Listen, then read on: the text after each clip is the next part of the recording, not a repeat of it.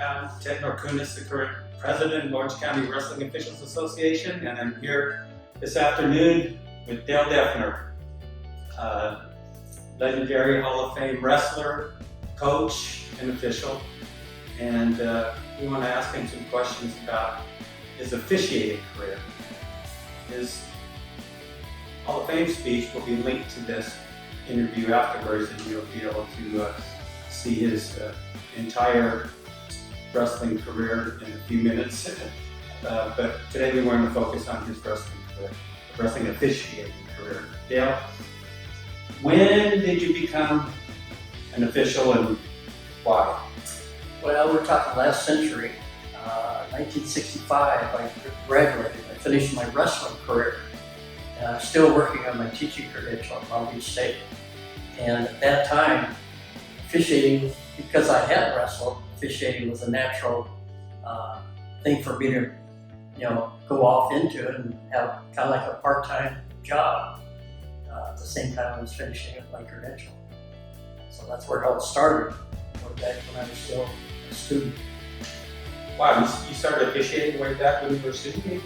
Long Beach State. I was working on my teaching credential. I got to do that 5th year college credential work. So. Who were your big influences? I mean, did you pattern yourself after anyone, or did you have a mentor in your officiating career? I would probably go back to a guy out of the South Bay by the name of Jay Rowland. Jay Rowland was an outstanding official. In fact, he was probably the designated official for all my home matches when I started coaching in Long Beach. He was our home official.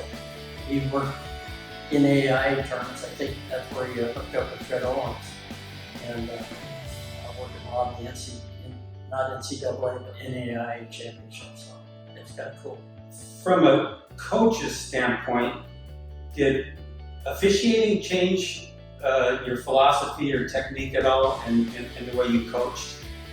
Yeah, it probably made me more aware of the rules.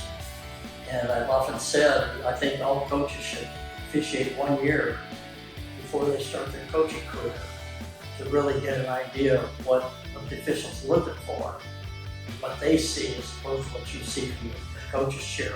Good advice. So I think that probably just becoming more aware of the rules, it actually gets into situational wrestling, where you're working with your wrestlers, preparing them for a championship, that they do the things that you need to know. So that if you go into overtime, you need to handle that too.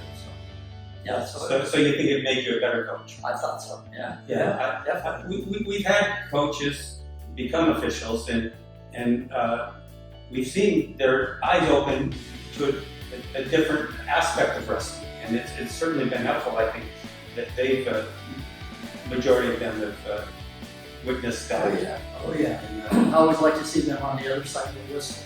Yeah, so do we. As an official.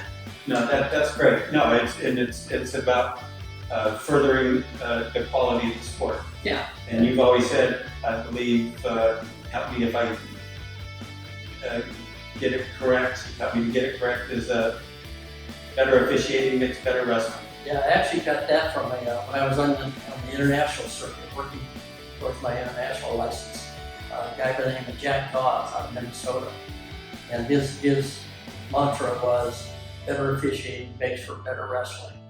And I think that's true. I think we in Orange County, we focus on having correct interpretations, and I think that relates to the wrestlers when they're out there and they see it. They see they're going to see later on at the state.